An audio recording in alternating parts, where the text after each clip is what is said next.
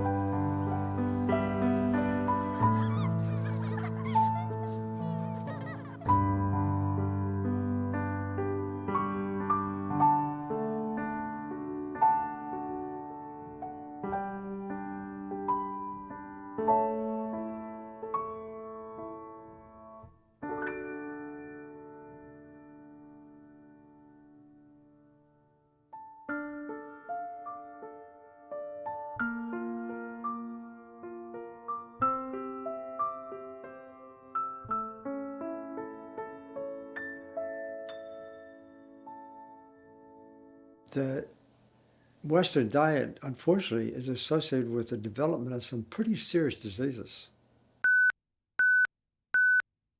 Heart disease, cancer, diabetes, obesity. It's like a tsunami.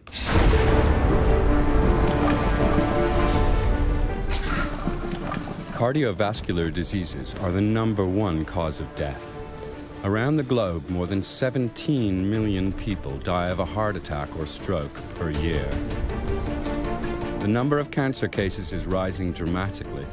1 out of every 4 men and 1 out of every 5 women die of cancer. Diabetes has also become an epidemic, and already 1 out of 2 Europeans and Americans is overweight.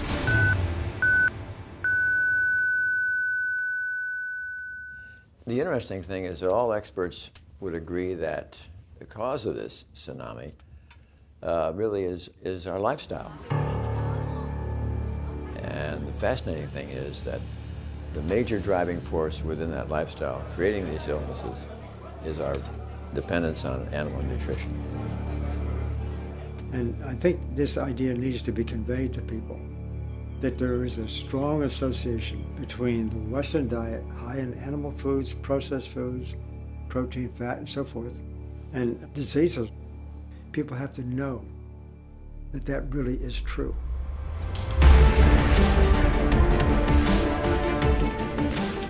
Never before have we been so well informed about nutrition. In theory. In practice, in everyday life, we succumb to mindless cravings. We devour instant meals, gobble cafeteria fare, and stuff our faces with fast food. And practically always contained in these products, meat. Früher war Fleisch das reiche Leute essen. Und der Normalbürger hat es nicht gekriegt. Später hat er es dann einmal die Woche gehabt, Sonntagsbraten. Und jetzt können wir uns das leisten, alle wie die Könige und die Fürsten zu leben. Finanziell können wir es uns leisten, gesundheitlich können wir es uns nicht leisten. Despite all warnings, we are eating more and more meat. There is no day without meat, no feast without meat, no break without meat. It's a normal part of our diets because it's tradition, it's cheap, and because it tastes good.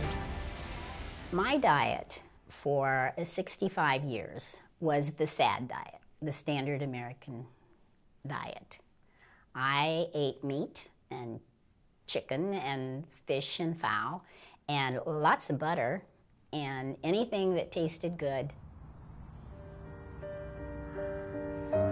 In 2010, at the age of 66, Sharon Kintz started to think about her eating habits as the result of a dramatic event. At that time, I already had been diagnosed with high blood pressure, so I was aware of that. But having a heart attack was a complete surprise to me.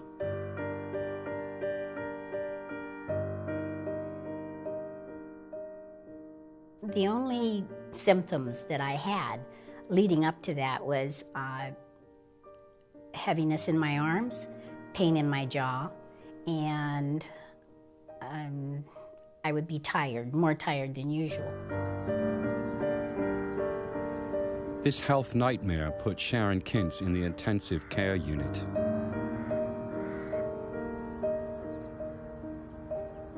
During the heart catheterization, it was determined that I had 100% blockage in one artery and 65% in one and 75% in the other. So there actually was very little options open for me other than open heart surgery. Caldwell B. Esselstyn is an expert in the field of heart disease, a well-renowned surgeon and researcher, and one of the best doctors in the United States.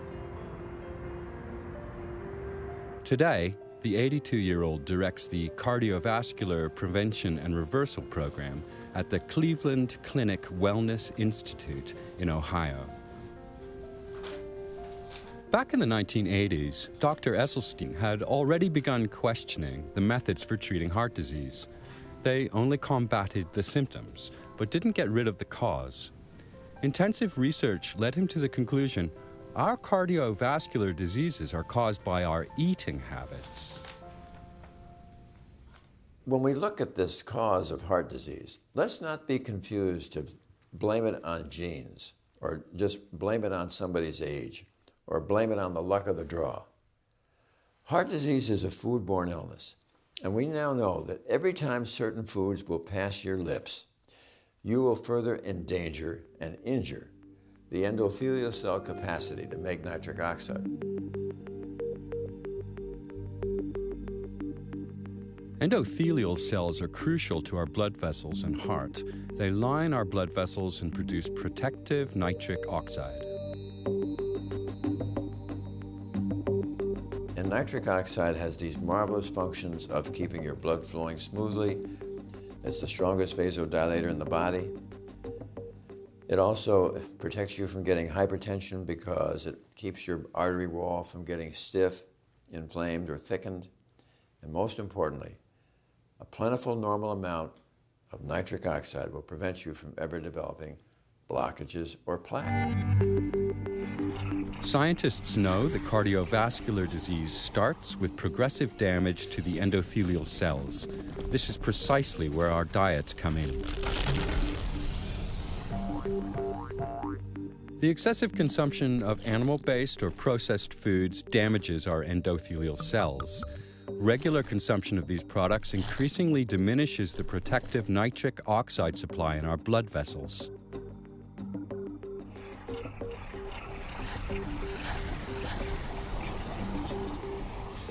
This leads to inflammation and a hardening and narrowing of the blood vessels.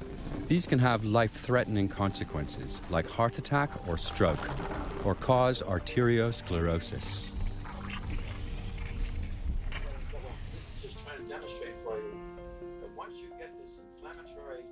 Years of research and personal experience have provided Dr. Esselstyn with conclusive evidence that a plant-based diet can not only prevent the progression of heart disease, but can also reverse its effects. The first thing is on the right. Esselstyn has successfully treated hundreds of patients with this program. It consists of a low-fat, purely plant-based diet. When you're willing to take the time and have the patients understand the science behind this, and they really realize that they have caused this disease by the foods that they've eaten, they suddenly realize that you are empowering them as this locus of control to halt their disease. They don't have to depend upon a cardiologist or an operation or a drug that may have significant side effects. They are being empowered to do this themselves.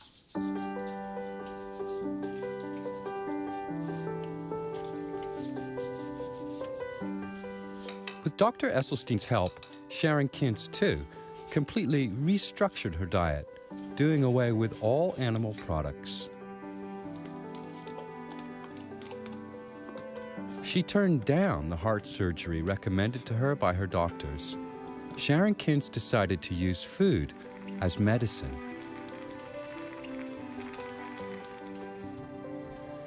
I was on it for 4 weeks, and the pain went away in my arms, the pain went away in my jaws, and I had much more energy. So I took Dr. Esselstyn's program very seriously.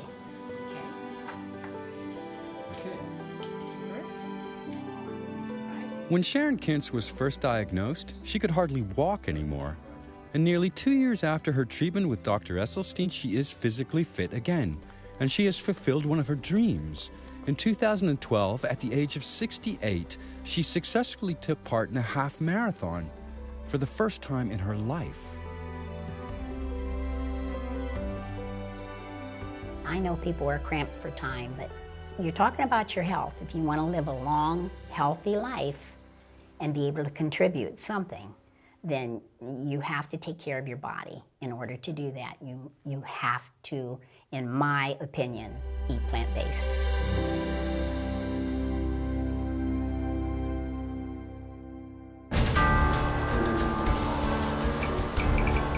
We also consume too much milk. And the availability of dairy products continues to grow. But do these products actually agree with us? After all, nearly 75% of the world's population and 20% of Europeans are lactose intolerant.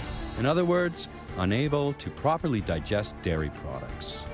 Dairy products contain no complex carbohydrates or roughage and very few vitamins. Instead, they are full of saturated fat, cholesterol, and animal protein. When we're young and growing up, everybody wants to try to feed people dairy products and make sure you have milk every day, but the science really now is at a point where that cannot be sustained. There is ample evidence from wonderful investigators like Colin Campbell, who clearly showed that casein, which is the major protein in milk, is really one of the strongest promoters of cancer. Colin Campbell is a world-renowned nutritional scientist. In a series of experiments, he was able to prove that animal proteins, casein in particular, promote all stages of cancer growth.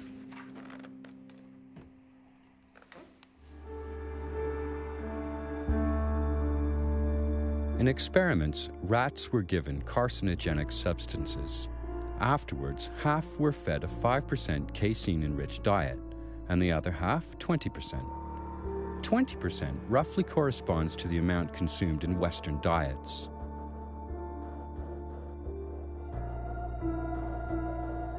With a 5% casein-enriched diet, the animals did not develop cancer. With a 20% casein-enriched diet, however, cancer growth was stimulated significantly. Professor Campbell went a step further. Every 3 weeks, he altered the rat's diet. So the next thing we did some studies to start out with animals here and then let the cancer start to grow with 20% casein, and then we switched it to 5%, it went off. We gave the 20% back again, came back again. We put it on 5%, it came off. So we could turn on and turn off cancer development just by switching the amount of casein being consumed. These findings are also supported by evidence with humans. We also know that all the saturated fat and the casein in dairy helps to accelerate and promote heart disease.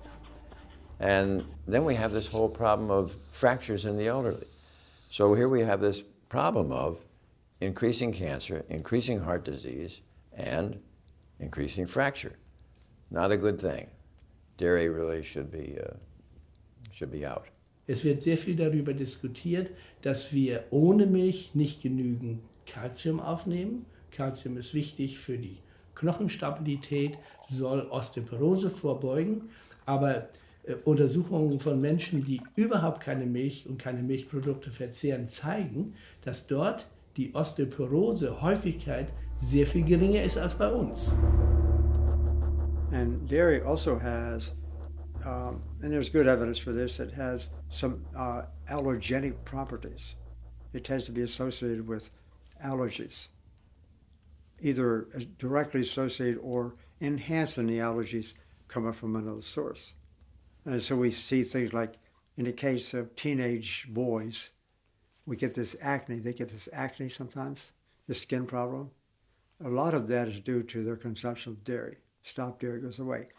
Dairy is associated with migraine headaches. I know of a lot of people, have these migraine headaches. It's kind of an allergy kind of thing, as is acne. That's kind of an allergy kind of thing. You stop that, it goes away. And it's very fast. And I used to say that with great reluctance because I was raised on a dairy farm. I grew up milking cows. And then when I went away to do my doctoral dissertation, I actually did my dissertation on the idea of promoting more milk consumption. So I'm not saying these rather negative things about dairy for any ideological reasons or any personal reasons. I'm saying it in reference to the evidence, the data. That's what it shows.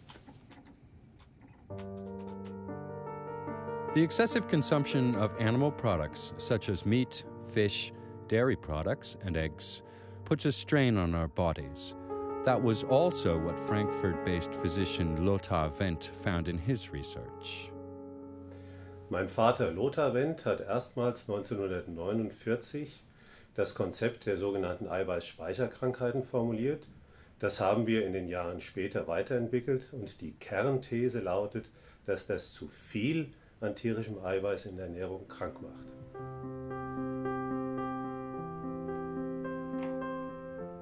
T. Colin Campbell arrived at the same conclusion. He has been at the cutting edge of nutritional research for more than 40 years, and in the 80s and 90s, he directed the China-Cornell-Oxford project, better known as the China Study. This is the most comprehensive nutrition study in the history of biomedical research to date. It confirmed Campbell's theory.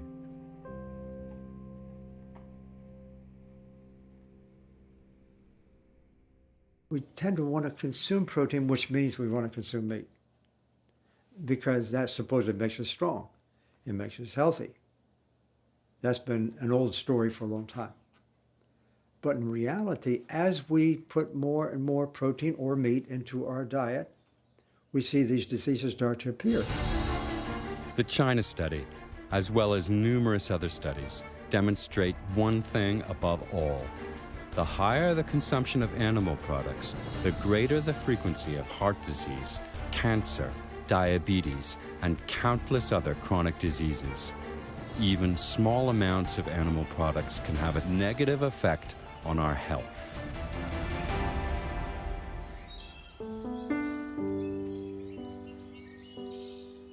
The 53-year-old electrical engineer Arthur Soteros also became a victim of his diet. Excessive amounts of meat, fish, and dairy products. The consequences caught up with him. My first health issues started about 20-some years ago. About 20 years ago when I was about 30, 32 years of age. I was diagnosed with type 2 diabetes. About 10 years later, propagated into heart disease. My first encounter with heart disease was at age 42. What I exhibited was just heartburn, turned out to be a blockage. I went to the emergency room and found out it was a blockage, and then it required an intervention and stent. That was my first encounter. A stent is an implant designed to hold a vessel open. Arthur Soteros needed to have 5 such stents implanted. He repeatedly suffered from chest pain and a narrowing of his blood vessels. Finally, he needed double coronary bypass surgery. So I was assured that after doing the bypass surgery that I would be free and clear of any heart issues for at least upwards to about 10 years. That happened not to be the case with me. About a year into that, I developed angina again, and what turned out not then to be the vein graft that they used in my bypass surgery had now blocked, which then required another stent, and then a few months later another stent, till the frequency of those stents then became just 2 weeks apart. The quickly returning vessel occlusions baffled the doctors. Soteris left the hospital without hope.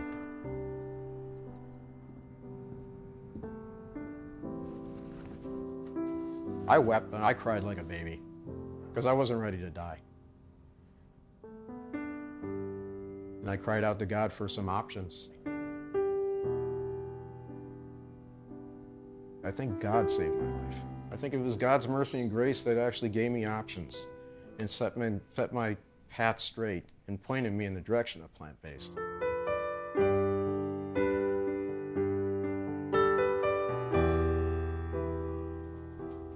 Through a member of his church community, Arthur Soteris learned about Dr. Esselstyn and his nutrition-based therapy.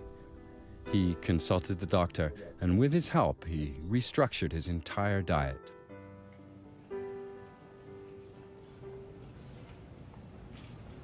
Within about 30 to 40 days from that point, the angina that I was experiencing again and the facial numbness that I experienced during my heart disease, it was gone. And it was then by following this diet of going plant-based, within about 5 months from that point on, when I was doing a follow-up with my cardiologist and family physician who has been monitoring my diabetes, said that my diabetes was gone. And then I followed up at that same time in October of 2010 with my optometrist. The prescription glasses that I was wearing, they looked at them and said, why was I wearing these things? That all I needed was just reading glasses. So then with the reversal of my diabetes, my eyesight got better. Arthur Soteris' heart condition has disappeared. His blood test results are normal, and he's been able to markedly reduce his medication. He also lost 20 kilograms of excess body weight. I feel better now at age 53 than I did at age 30.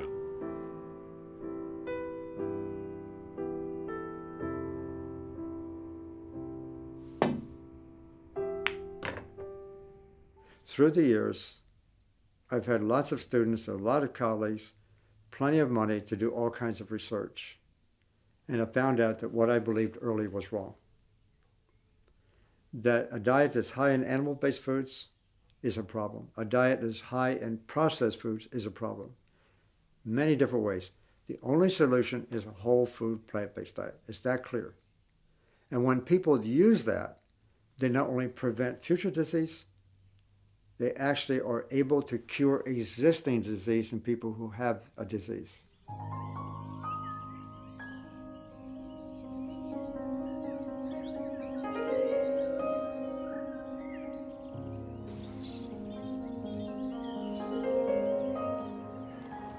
Ich erhielt im Dezember 2006 die Diagnose Lungenkrebs im Endstadium.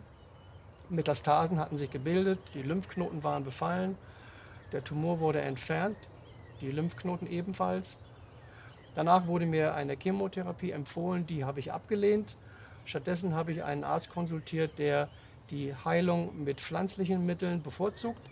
Ich bin seinen Ratschlägen gefolgt und bin heute krebsfrei, weil ich auf den Konsum von tierischen Produkten verzichtet habe und dem Konsum von pflanzlichen Produkten den Vorzug gegeben habe, aber hier in erster Linie den unbehandelten, den naturbelassenen, den Pflanzen, Gemüsen, Obstsorten und anderen Lebensmitteln, welche nicht erhitzt werden und so ein Maximum an Nährstoffen an mich weitergeben konnten. Das ist der Grund, meiner Meinung nach, warum ich heute frei von Krebs bin.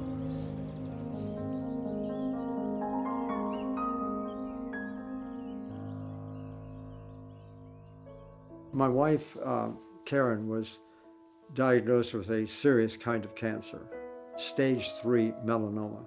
She refused to take the chemotherapy. She refused to have the surgery. Then she got really strict about her diet. Now it's about 9 years later. No problem.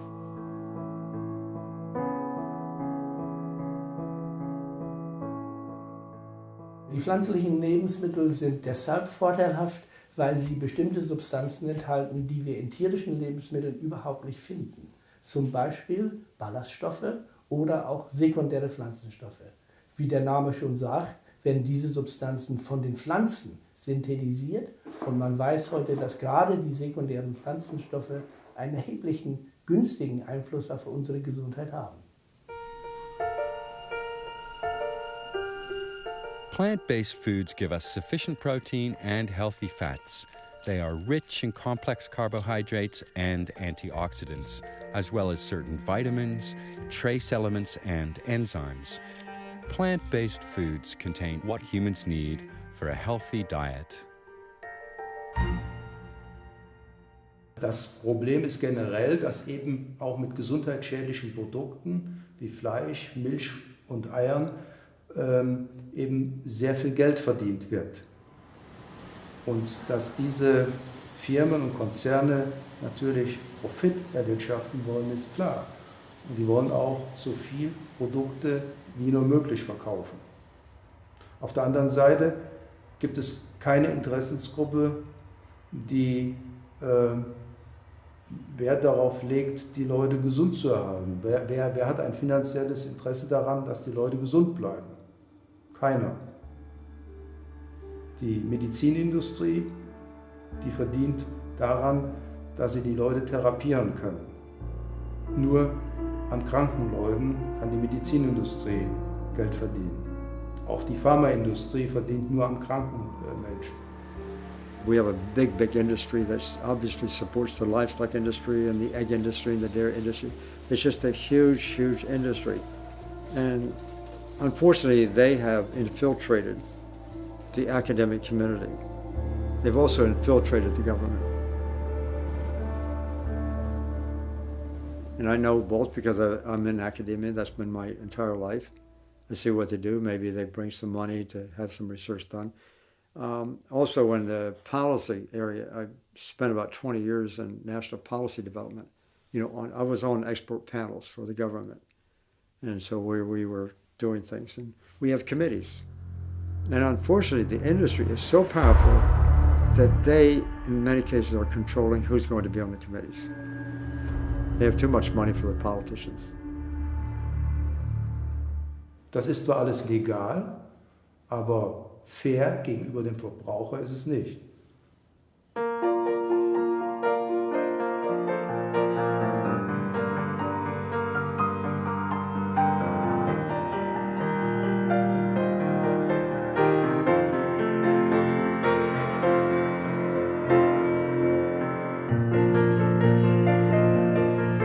I was actually raised eating the typical diet, and when I was about 22 years old, I became a vegetarian. And about 5 years later, when I was 27, I went to a completely plant-based diet, and that's been 33 years now. I'm 60 years old, and it's been terrific. I feel great, I have a lot of energy, and it's not just me. People that I know who are also a long time on a plant-based diet are doing great as well.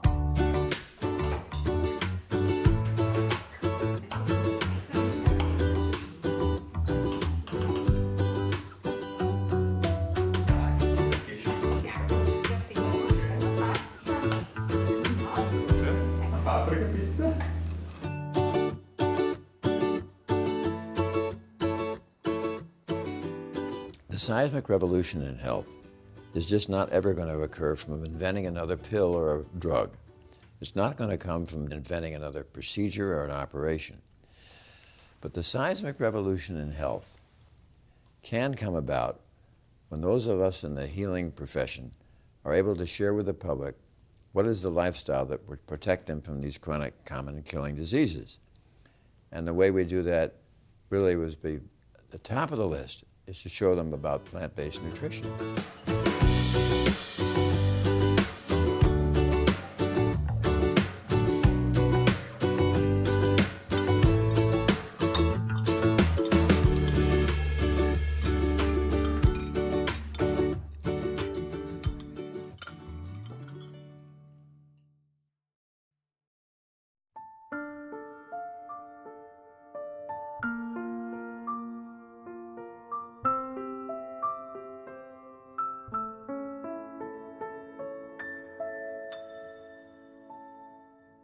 Immer mehr Menschen fressen immer mehr Tiere, weil immer mehr Menschen sich Fleisch leisten können. Und in 20 Jahren werden wir so viele Menschen und so viele Tiere auf dem Planeten Erde sein, dass nicht mehr genug Futter da ist. Und dann fressen wir die Erde kahl. The worldwide human population will rise to 9 billion by the year 2050. The global livestock population will double to 50 billion. It's going to get crowded. Es gibt den Weltagrarbericht. Es ist alles berichtet, dass wir mit dieser heutigen Form der Landwirtschaft unsere Lebensgrundlagen zerstören, den Boden zerstören, den Planeten ausplündern. Wir essen ganz einfach zu viel Fleisch.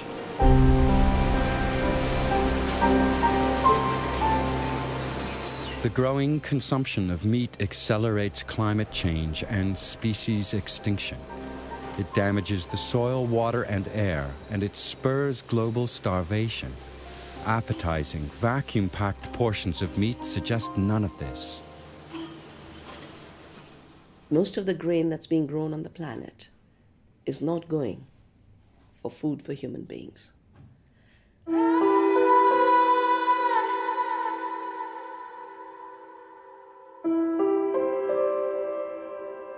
We're growing plenty of food to feed everyone. The problem is we're feeding most of that grain and the legumes, like soybeans, to animals while people are starving.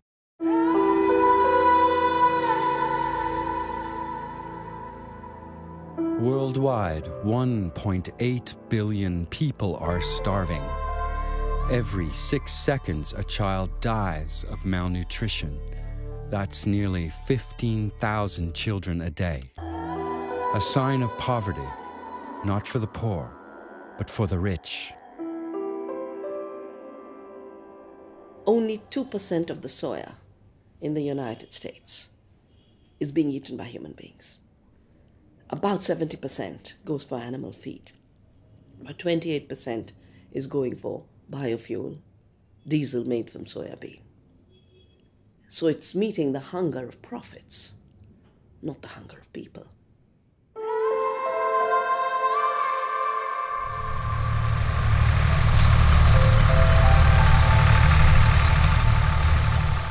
Corn, about 10% of the corn in the world is being eaten by humans. Most of it is going to torture animals. I don't say feed animals because animals did not want to be fed with grain. It doesn't suit their digestive system. So we're talking about a system that is creating hunger on the planet in the name of feeding people.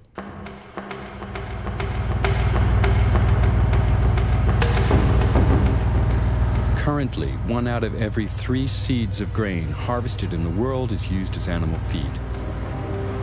However, industrial nations can no longer produce these huge amounts of fodder themselves. Thus, Europe already imports 3/4 of its animal feed, including 35 million tons of soybeans alone, mainly from South America.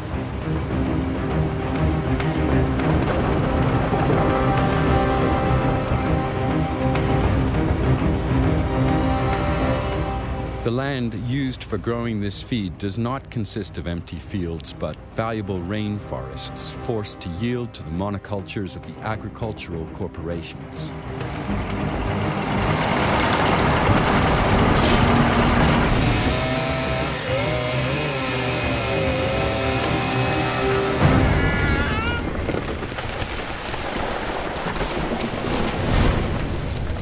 One of the really shocking things about this desire of more and more people to eat more and more meat and to eat it more and more cheaply is the awful effect that it's having on the environment. So whole forest cleared to graze livestock or to grow grain to feed livestock, and it's having a shocking effect on the environment.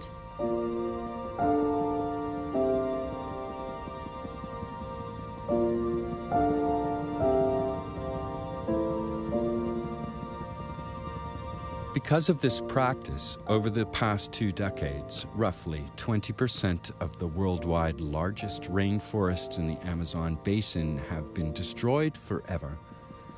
Globally, deforestation irreversibly destroys an area the size of a soccer field every 2 seconds.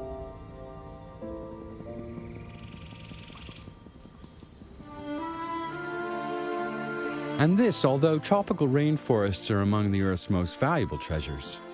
Nowhere else is there such a rich diversity of species. Moreover, these forests stabilize the world's climate as enormous reservoirs of carbon dioxide. That makes them more valuable than meat.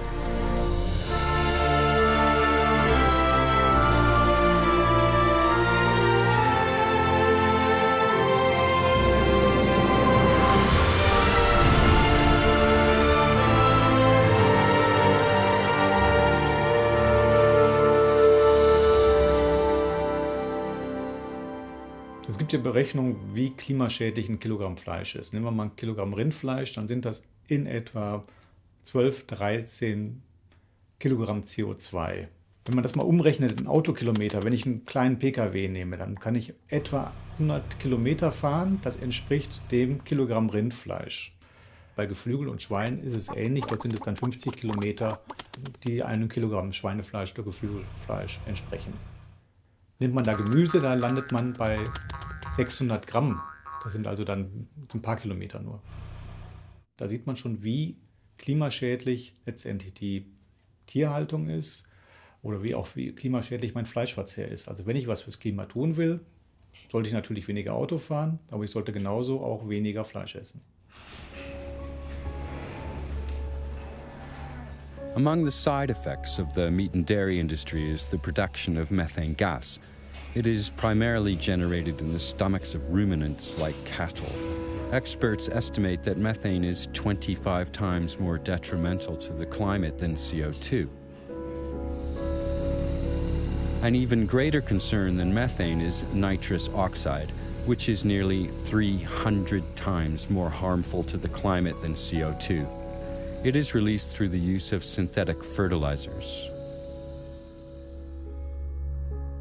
These and many other factors make animal agriculture a catalyst for climate change.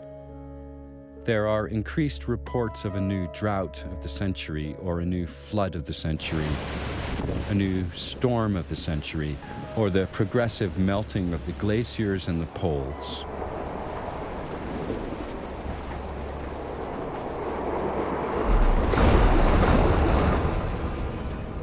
Intensive animal farming doesn't just stink to high heaven, the excrement produced is also polluting our soil. For each kilogram of meat produced, roughly 6 kilograms of slurry are generated. Among other things, slurry releases ammonia, which poisons the surrounding air and causes long-term damage to the soil.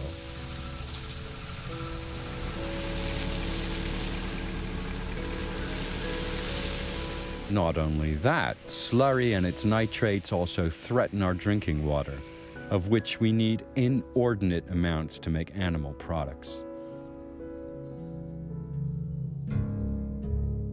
For 1 kilogram of eggs, 3,300 liters are needed. For 1 kilogram of chicken meat, 3,900 liters.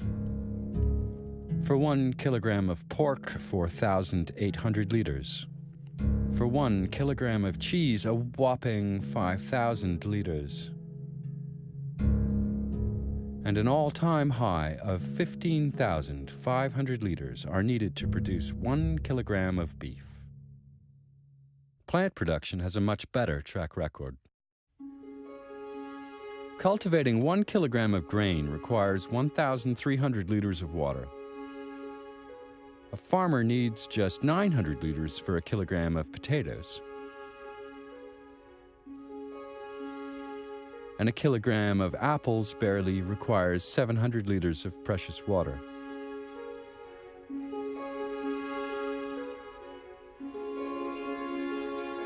This entire meat industry has today become a scandal on the planet. It should not exist in the form in which it exists. To force everyone into destroying the Earth's resources is a crime against the Earth. And it's a crime against our bodies, because our bodies weren't designed for this kind of diet. Altogether, this is a recipe for biological disaster, biodiversity disaster, water disaster, climate disaster, health disaster. Diese Form der Landwirtschaft, wie wir sie heute uns eingerichtet haben, eigentlich erst in den letzten 50 Jahren, die ist in dieser Form nicht haltbar. Das kann nicht gut gehen. Jeder, der den Kopf hat zum Nachdenken und der Augen hat zu lesen und Ohren hat zu hören, der weiß das. Und da muss man sich wundern, warum ändert sich nichts? We were made to believe that meat-based diets are superior to plant-based diets, a lie that has been exposed by medical experts again and again and again. So what do we need to do? We need to bring diversity back into our farms. We need to bring harmony back into our farms. We have to celebrate diversity. We have to work with farmers. We have to know our farmers.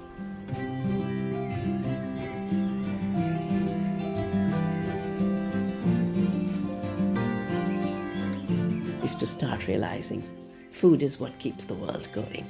Food is the energy of the world. And we have to know exactly where in that chain we entered so that we don't do more harm. We reduce the harm. And in the process, we celebrate. Food is life, and life is food.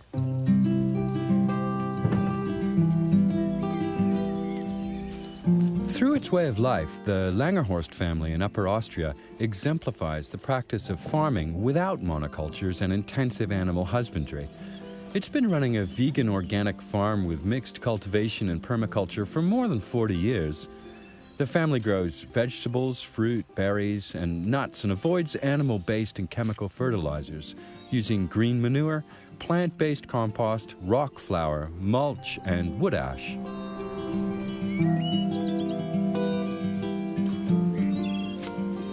Die pflanzliche Landwirtschaft hat uns gezeigt, dass wir auch von einem kleinen Hof anstatt von einem großen Hof leben können. Wir bewirtschaften nur 3,5 Hektar und davon leben wir im Vollerwerb und sind wirklich sehr dankbar, dass dies möglich und auch praktikabel ist.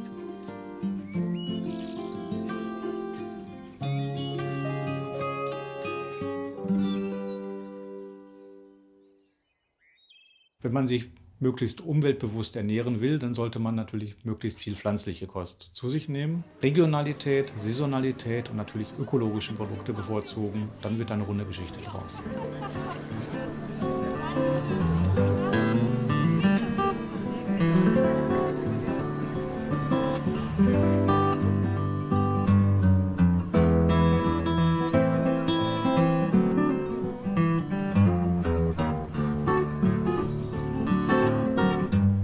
Nature shows us how to solve our problems, our personal problems and the ones that involve the whole world. We just need to take action.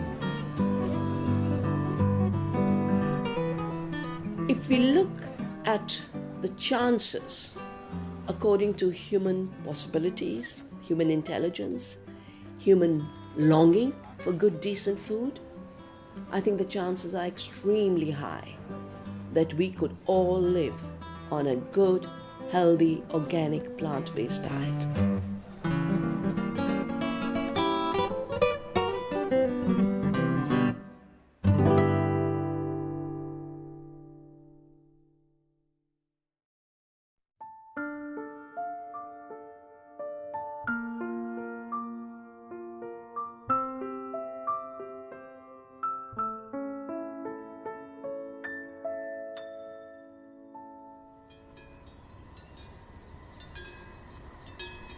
We love the notion of romantic rural life.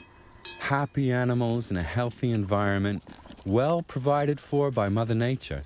It's really quite tempting to get this meat on your plate. But let's face reality.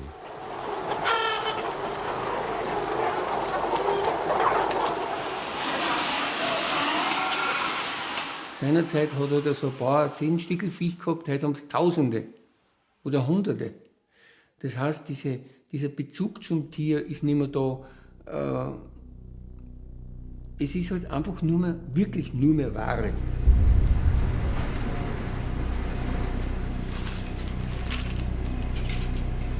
Meat is less expensive today than ever before.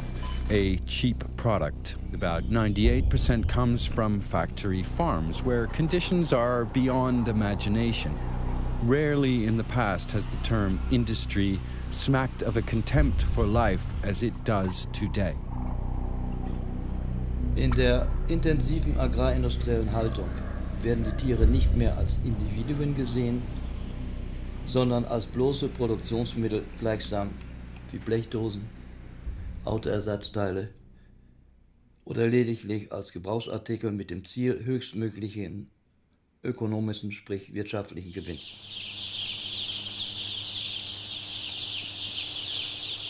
Chickens are by nature social, curious, and intelligent animals. But in the merciless factory farm, their lives are reduced to short and joyless agony. Chicks hatch not in the maternal nest, but in the incubator. As soon as they can stand, they are sorted, vaccinated, packed up, and sent to enormous feedlots.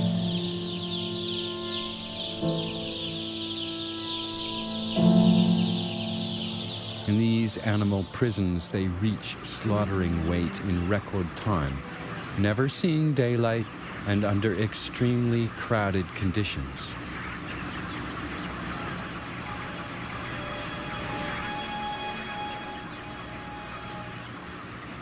The normal life expectancy of a chicken is 20 years. Broilers only live up to 42 days.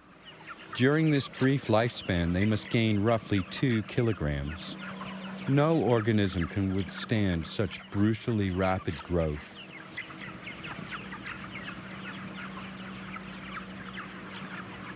Die Tiere nehmen so schnell an Gewicht zu, dass also die Entwicklung des Skeletts gar nicht mitkommen kann und liegen dann also sowohl die Masthühner wie auch die Mastputen am Ende der Mast fast nur noch auf ihrer eigenen Brust, weil die Gliedmaßen das zunehmende Gewicht nicht mehr halten können.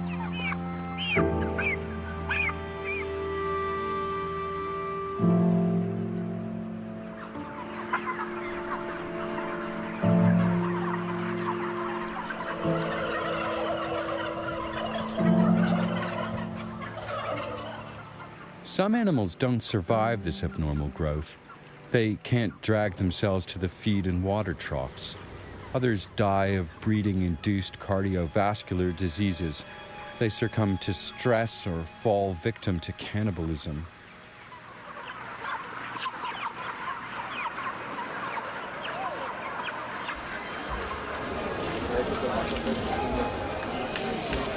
All these are facts we are often not aware of when eating meat, and which the meat lobby is glad to keep concealed.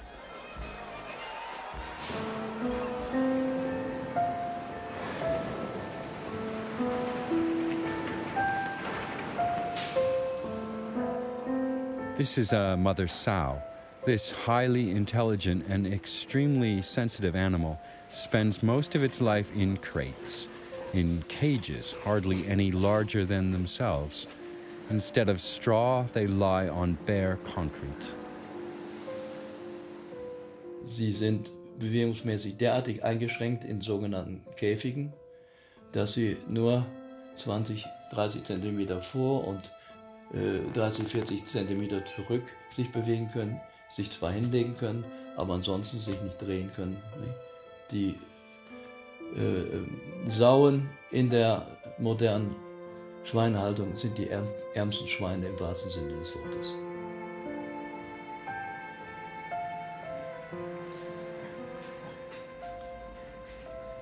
In nature, mother sows build big, soft nests for their offspring.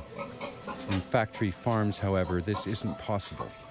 The sows farrow in gestation crates. Confined, they are neither able to protect nor care for their young.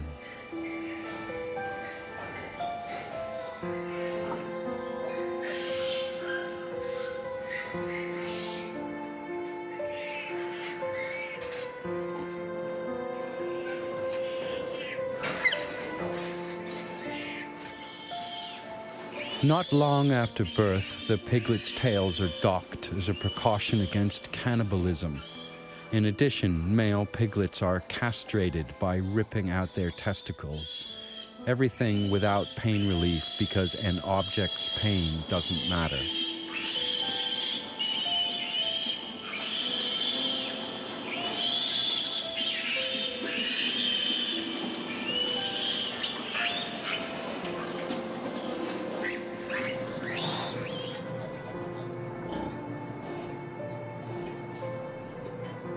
Many animals are born weak, handicapped, or sick. It is not economical to keep them alive. Their fate, an undignified and cold death.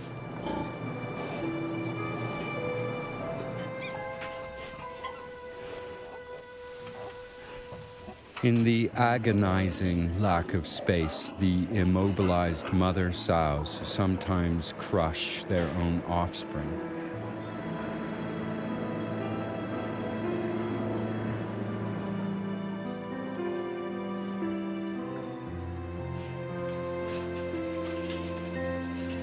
At the age of 3 weeks, the piglets are separated from their mother. What follows now? Rearing and fattening. Although pigs can live up to 25 years, they are slaughtered as children, a mere 6 months old. They spend their brief lives in cramped quarters. EU norms require a minimum area of just 0.75 square meters for a porker of up to 110 kilograms.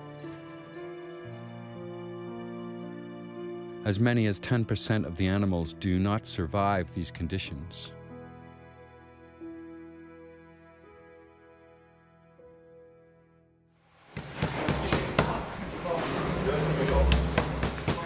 In spite of this, only a few people are willing to do without a pork chop or a schnitzel.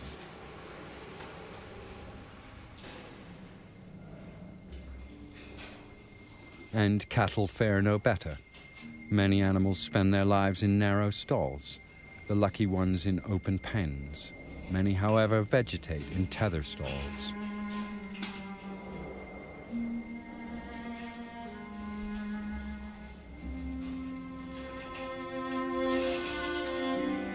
One step forward, one step backward. That is all the freedom of movement they have. A life expectancy of 30 years? That's something industrial age cattle can only dream of.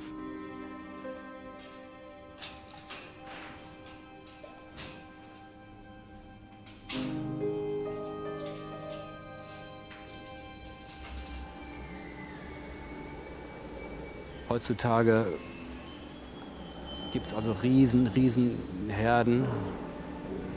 Und die werden immer größer und da merkt kein Mensch mehr, wenn eine Kuh krank ist. Das merkt dann meistens nur noch der Milchroboter, der dann auch feststellt, dass die Milchleistung zurückgeht. Oder die andere Maschine merkt dann, dass das Futter nicht aufgefressen worden ist. Und so wird überhaupt nur noch registriert, dass ein Tier oder mehrere Tiere krank sind.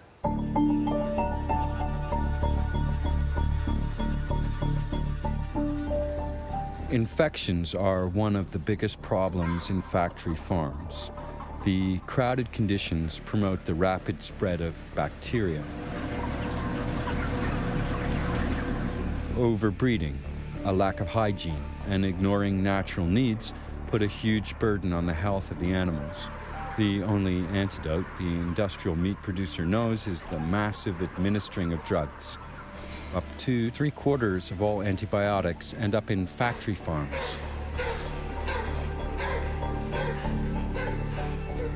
Das System der Tierhaltung ist so krank, dass es diese Antibiotika inzwischen benötigt. Würde man diese Antibiotika wegnehmen, würden die Tiere tatsächlich massenhaft krank und sterben.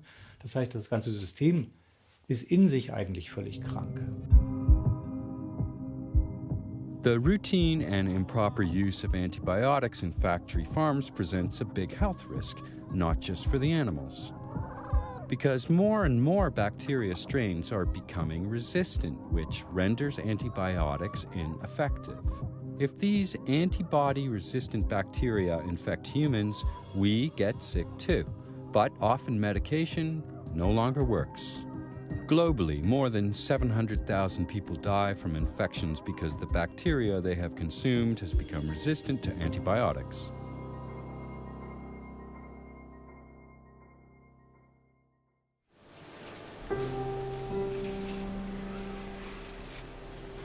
But the animals are not only affected physically. Industrial farming harms them on all levels.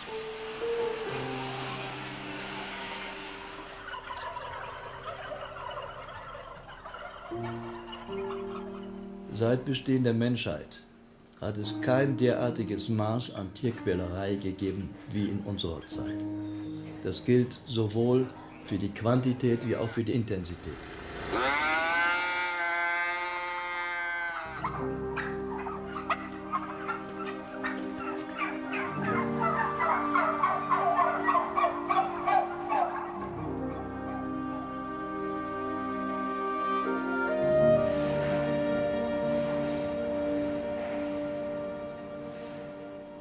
Having once seen pigs in one of these intensive farms, I was so shocked. It's unbelievable to me that people could treat animals as though they're just things without feelings. And so many people say to me, oh, but they're being bred to eat, so it's okay, but it's not okay.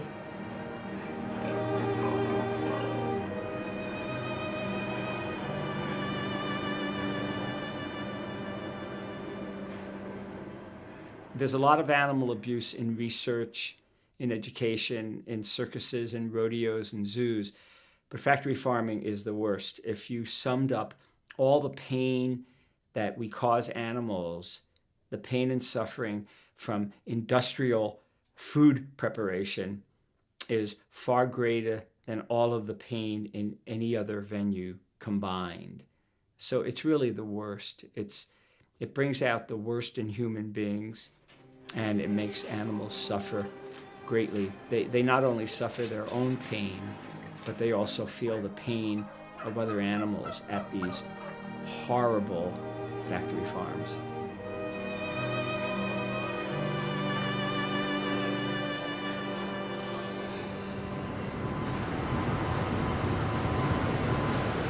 Not only our meat consumption promotes the suffering of animals, but also our growing demand for milk. Cows are forced to achieve higher and higher outputs. In the 60s, a cow produced an annual average of 1,500 liters of milk. Today, that amount has risen to 10,000 and more. I have quite a few vegetarian friends who consume dairy products, and they believe this false idea that dairy products are a benign animal product, that there's no harm connected to milk, because they figure, well, once a cow starts giving milk, she just gives milk. And they don't realize that cows can't give adequate amount of milk for production unless they're pregnant. And cows have the same gestation period as humans, 9 months. They're pregnant 9 months, give birth.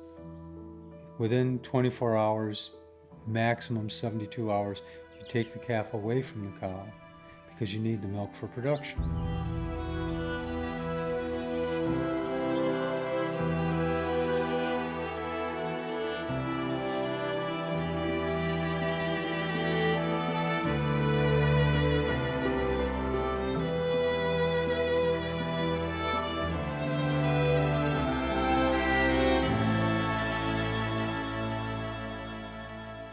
It's a terrible business. I mean, there's more suffering in a glass of milk than you can find just about anything.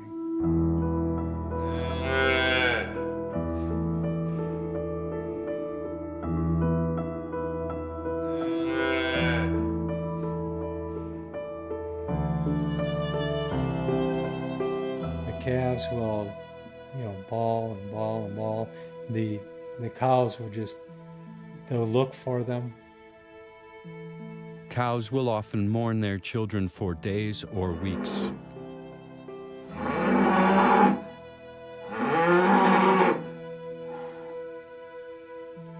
they do miss their calves. The calves miss their mothers.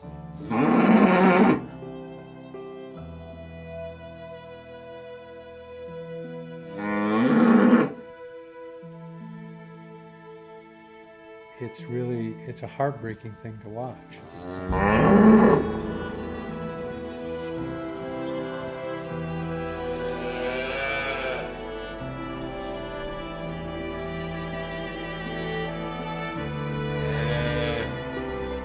In factory farms, calves are being born constantly, but they serve no useful purpose and are soon put to different use.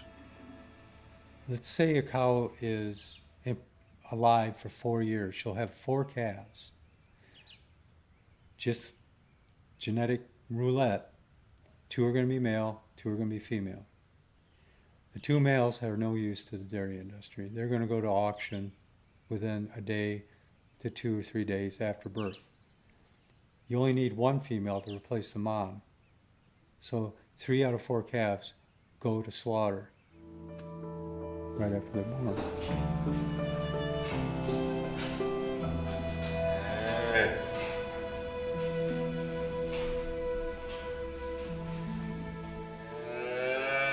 We know in our bones that harming mothers who are just giving birth to babies and nursing those babies and nurturing those babies is something that is against our own compassion and kindness.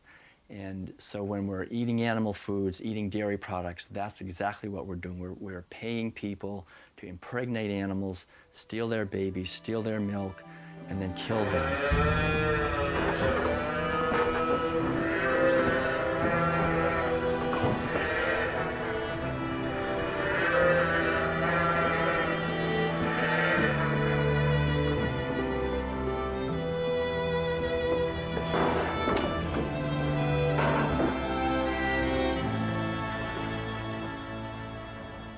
I always say to people, especially women, imagine that. Imagine that you was pregnant.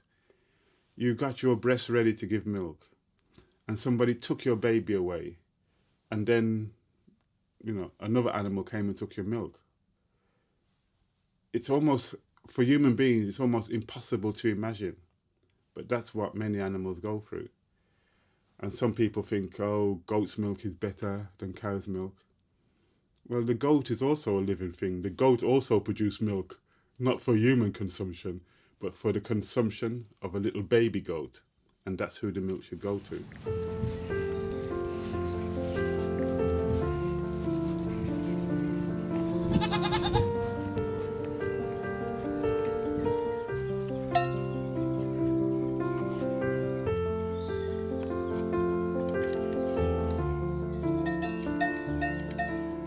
People wonder whether animals, including farm animals, have emotional lives, and the science tells us that they do. If people read and understand what Charles Darwin had to say about evolution, he said that the differences among species are shades of gray, not black and white. So if we have something, then they have it too, they being other animals. So the science tells us that many animals, including farm animals, have very rich and deep emotional lives.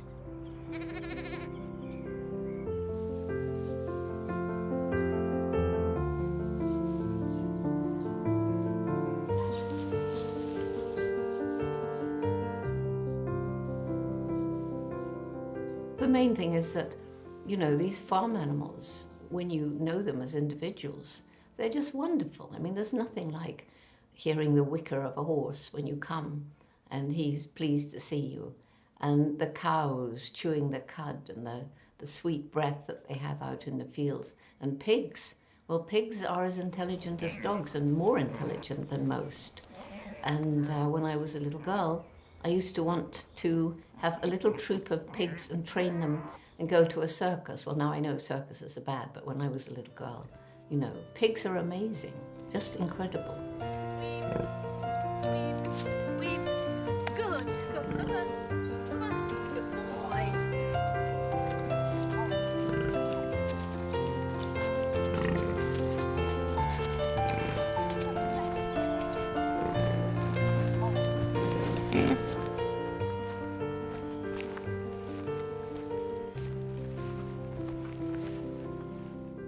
People want to think that cows are stupid, that they're dumb, that they're slow and all they do is eat grass. No, they have community, they have social structures, they babysit for each other, they mourn for the loss of loved ones. You know, they're a community just like any human community. They just look different. You know, that's all. It's the only difference. They just look different. We don't speak their language. It's the only difference.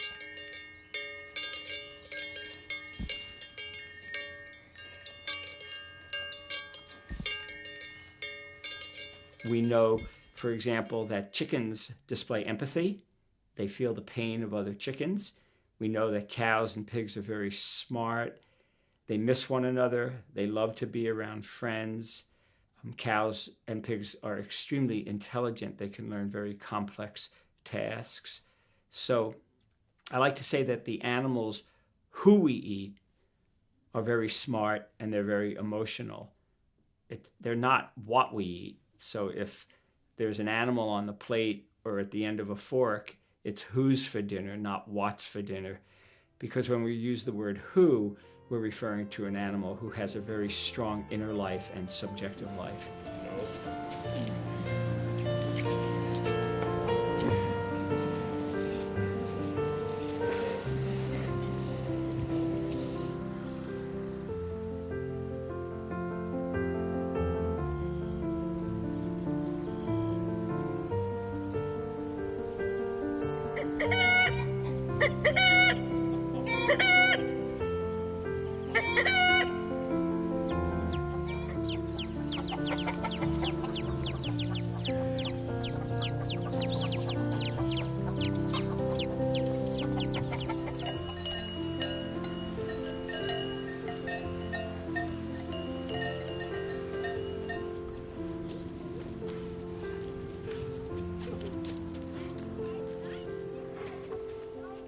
So for example, when pigs and cows and dogs and cats and wolves play, it's very clear that they enjoy themselves, that they're feeling happiness, they're feeling very gleeful, they're feeling a lot of pleasure.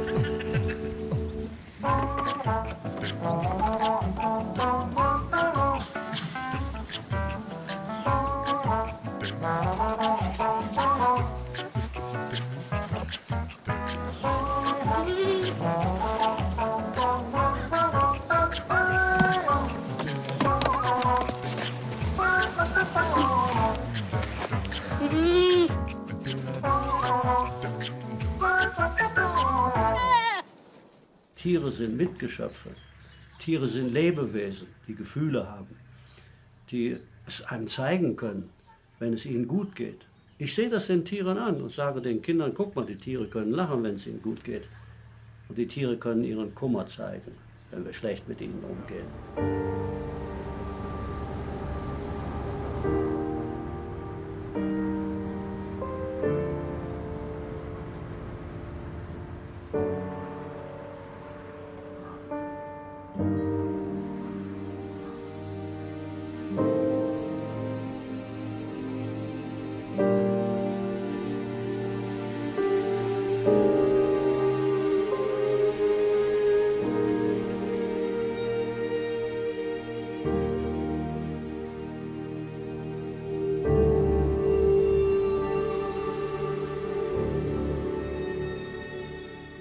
kein Tier geht freiwillig auf dem LKW.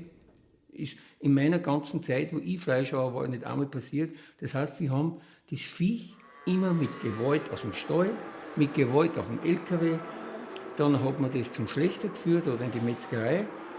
Und Sie müssen sich vorstellen, das sind LKWs, da sind heute bis 100 Stück oben, auf absolut engstem Raum. Eine Stresssituation, Angstsituation, das erkennt man, entweder dass die Tiere fangen zum Zittern an oder die Augen, die sind so verängstigt einfach.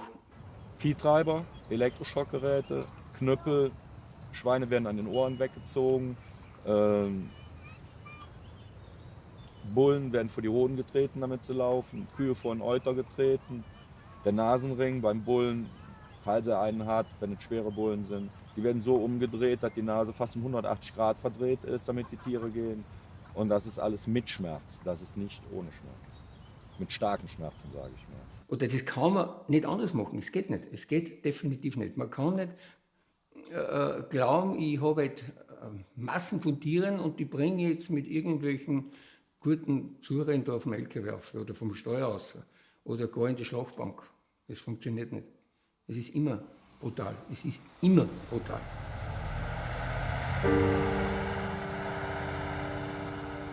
Everyone is aware that animals have to die if we want to eat meat, but very few want to know what actually takes place in a slaughterhouse. Slaughterhouses have their reasons for not welcoming visitors. In large industrial slaughterhouses, pigs are often stunned by machine. An electric shock triggers a kind of epileptic attack. This leads to unconsciousness.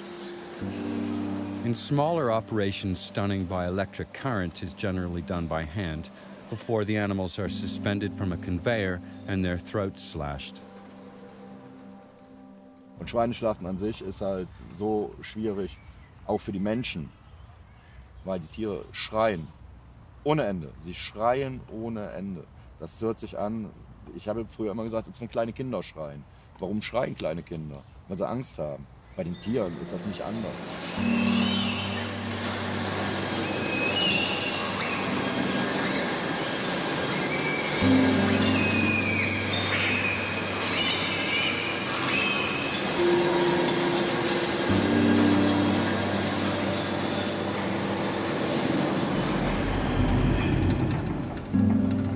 In large meat factories, gas chambers are standard practice.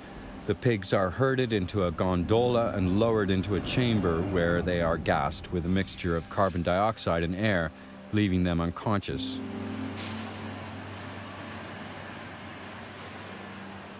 Die CO2-Betäubung ist ein relativ billiges Verfahren. Es hat den Vorteil, wie andere Gasbetäubungsverfahren auch, dass mehrere Tiere gleichzeitig betäubt werden können. Man muss also die Gruppe nicht auseinanderreißen.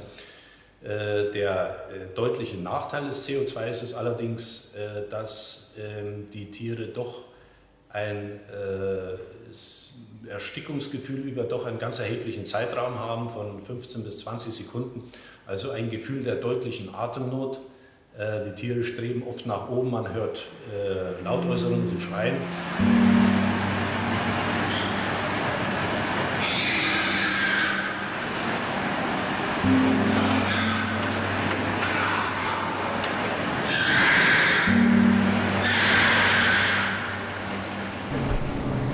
Once they have been stunned, the pigs' throats must be quickly and properly slashed. Otherwise, the animals wake up and land in the cauldron of boiling water, fully conscious. This is no uncommon occurrence, since the whole process takes place so quickly. Zur Problematik der Schlachtgeschwindigkeit muss man sicher noch anmerken, dass bei einem Tempo von beispielsweise 750 Schweinen in der Stunde der Mensch, der die Schweine absticht, also der sogenannte Stecher, ziemlich genau 5 Sekunden Zeit hat, dieses Messer in den Hals der Tiere einzustechen. Dazu muss er das Schwein aber erst auch noch greifen, an einem Vorderbein sozusagen in Position ziehen. Er muss das Messer aus der Halterung entnehmen und dann sind diese 5 Sekunden auch schon gleich vorbei. Das heißt, er hat gar keine Möglichkeit, einen Stich in irgendeiner Weise zu korrigieren, wenn er der Meinung ist, er hat keine großen Gefäße erwischt oder er hat große Gefäße verfehlt. Das heißt, das ist sicher ein Problem für die Effektivität der Entblutung. Ich habe sehr oft gesehen, wie Tiere nicht richtig betäubt waren. Schweine, die aus dem Brühkessel geflohen sind oder gesprungen sind, versucht haben rauszukommen, wo ein Kopfschlächter hingegangen ist und hat mit einer Eisenstange nochmal draufgehauen. Das ist eigentlich Standard, das ist völlig normal.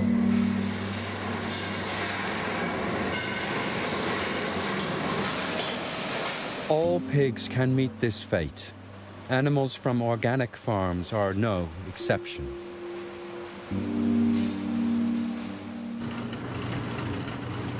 Once it is cut into pieces, the animal has finally endured all the agony the industry has to offer.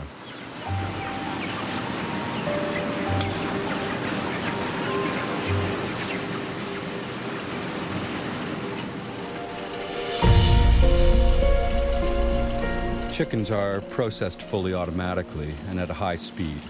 On average, 10,000 animals per hour can be stunned, killed, cleaned, and cut into parts in a modern slaughterhouse. Europe's largest poultry slaughterhouse is in Germany. It can handle up to 27,000 animals an hour. That's 432,000 chickens a day.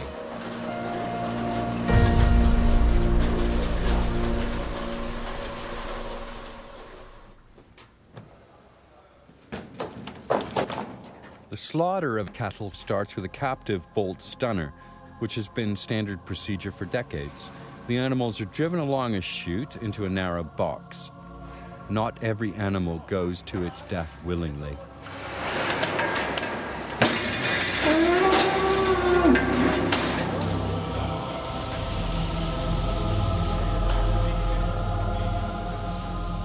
In dieser Betäubungsfalle werden die Tiere mit einem sogenannten Bolzenschussgerät geschossen. Das heißt, es ist ein Bolzen, der die Schädeldecke durchdringt und das Hirn partiell zerstört.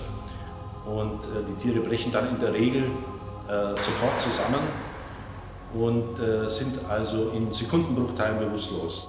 Problematisch ist es, wenn der Schuss eben nicht richtig sitzt, wenn die Bolzenschussgeräte nicht richtig angesetzt werden können oder das Tier im letzten Moment den Kopf bewegt.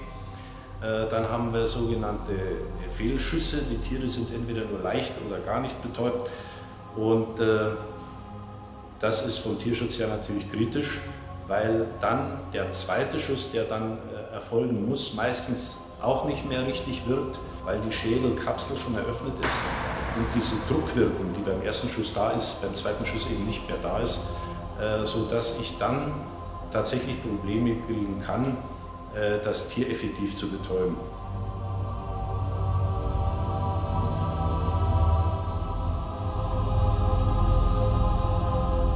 Warum muss man denn die Menschheit, den Konsumenten vom Schlachten wegsperren? Und es so richtig wäre. Warum denn? Bei keiner Käseproduktion muss er wegschauen. Bei jedem Bäcker gibt es halt Schaubäckereien. Aber eine Schauschlechterei gibt es im ganzen Land nicht.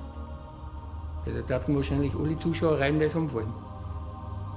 Weil es so brutal ist. Weil es einfach Gewalt ist.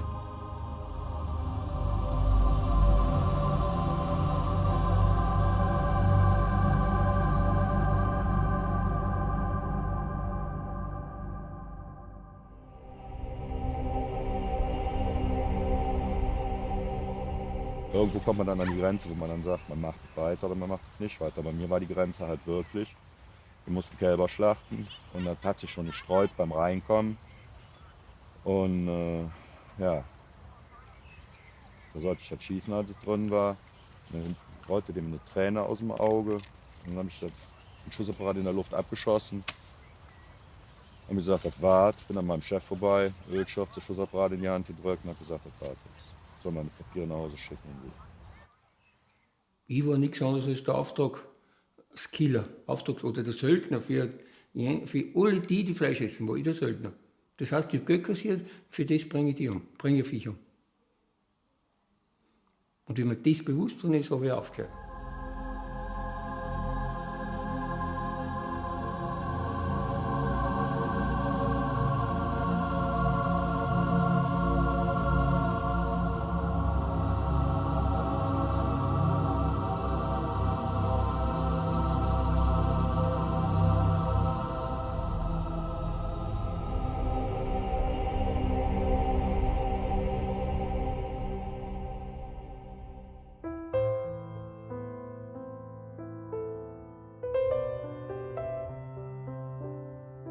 Humans are creatures with many contradictions.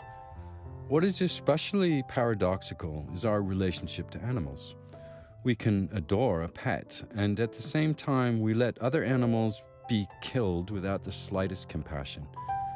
Dr. Melanie Joy calls this phenomena carnism. Carnism teaches us to place animals in categories in our minds. Some animals we love.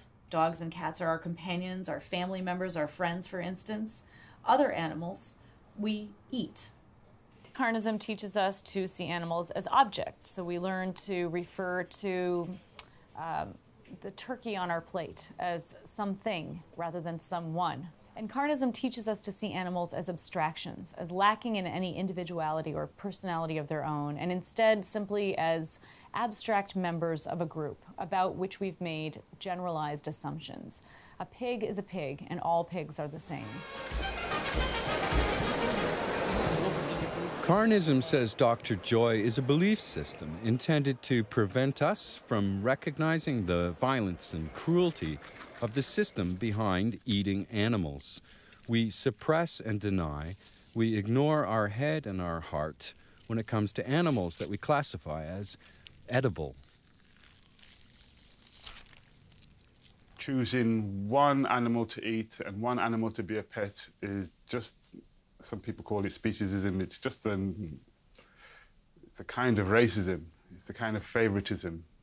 And it's a kind of just following a particular culture. Now, what we have to do is we have to build a culture and traditions based upon compassion.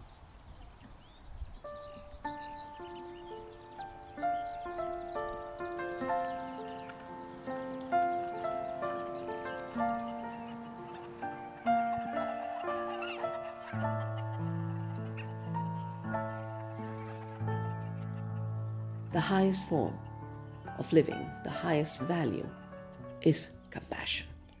And when there is compassion, we maximize well-being. After all, the word wealth comes from well-being. It did not mean money in the hands of a few.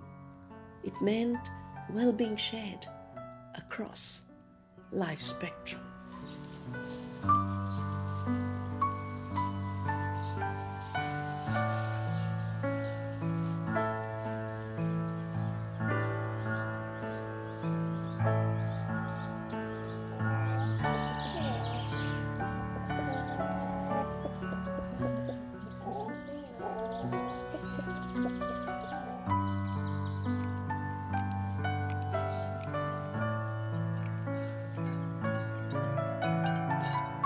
I think once we admit that we humans are not the only beings with personalities, minds and feelings, once we realize that we are part of the animal kingdom, then it becomes quite as important how we treat animals, all animals, as how we treat each other. And so only when we show respect and consideration and concern for other living beings can we imagine a world that's more peaceful than the one today.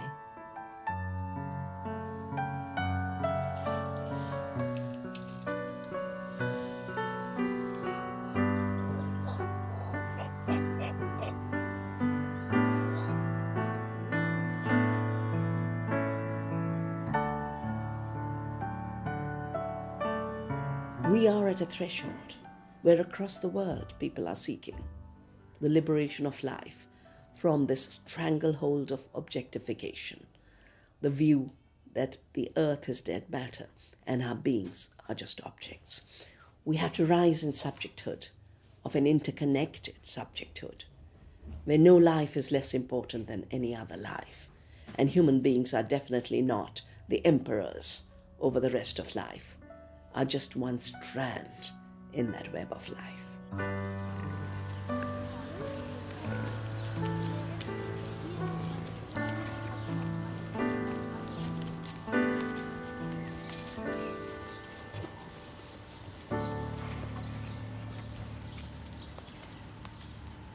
I think the reason that so many people don't change their behavior is because they feel, what's the use? I'm just one person, so what I do actually can't make any difference. And nor would it make any difference if it was just one.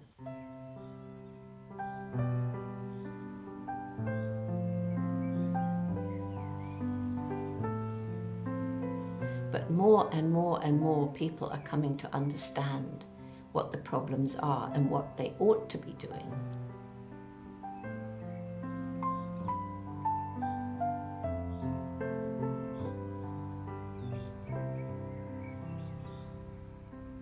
Never ever think that one person can make a difference.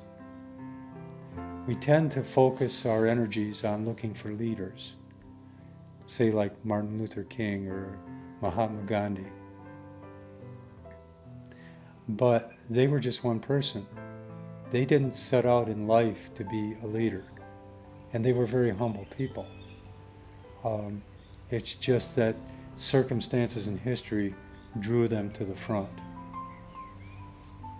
But if we're looking for leaders, all we have to do is go home and look in the mirror, because each one of us can make a difference. And we do. It's just making a conscious decision that we are going to make a difference in our lives. We're not on this planet for a long time, so we need to do what we can in the time we've got to make a difference.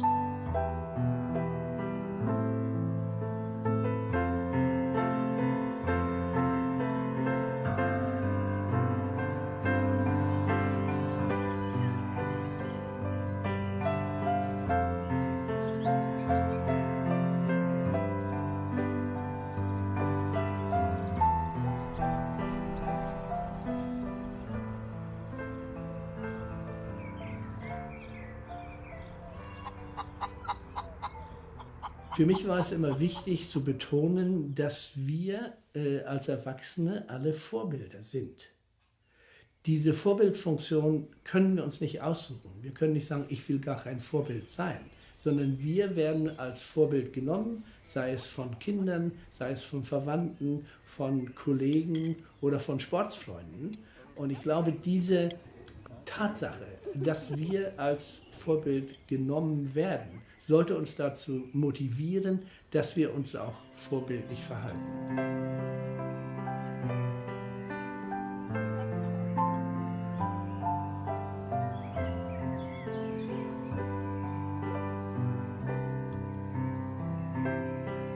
Every one of us can make a difference. Every one of us eats at least 2 to 3 times a day. And every act of conscious eating, of knowing what the consequences of your eating are, knowing what you're eating, is an act of changing the world.